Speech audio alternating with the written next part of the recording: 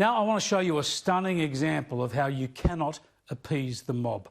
They demand full and absolute capitulation or nothing. Jacob Frey is the young activist Democrat mayor of Minneapolis, the city where George Floyd was so horribly killed.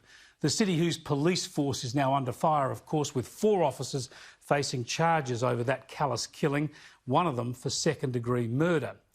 Mayor Frey is a former civil rights lawyer.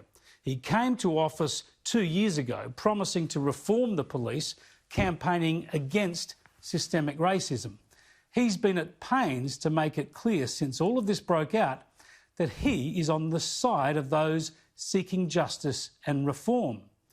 So on the weekend, he presented himself to the front of a protest, wearing the powerful "I can't breathe" face mask. And watch what happens when he refused to meet their demand to defund or effectively abolish the police. Jacob Frey, we have a yes or no question for you. Yes or no, will you commit to defunding Minneapolis Police Department? What did I say? We don't want no more police. Is that clear? We don't want people with guns toting around in our community, shooting us down. You have an answer? It is a yes or a no. It is a yes or a no. All right. Lie. You're wasting our time. Get out of here. Get out. Go home, Jacob. Go home. Go home, Jacob. Go home. Go home, Jacob. Go home. Go home, Jacob. Go home. Go home, Jacob. Go home. Go home, Jacob. Go home.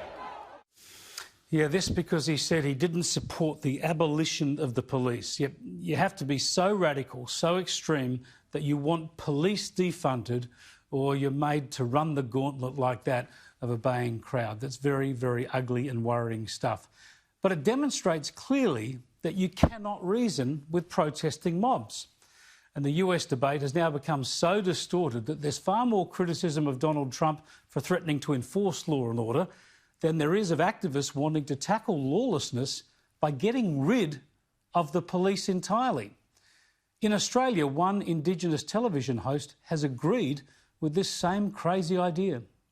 If that's what it's going to take to protect all members of the community and not just a section of the community, then that's what it's going to take. What, getting rid of the whole police force? Well, I mean, I'm going to put it out there, yes, if that's what it's going to take. It's your idea.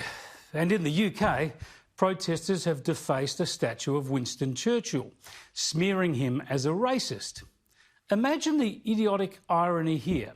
Protesters such as Antifa, who style themselves as anti-fascists, defacing a statue and condemning the legacy of a man who quite literally was the most compelling figure in the bloody and gruelling World War that defeated fascism.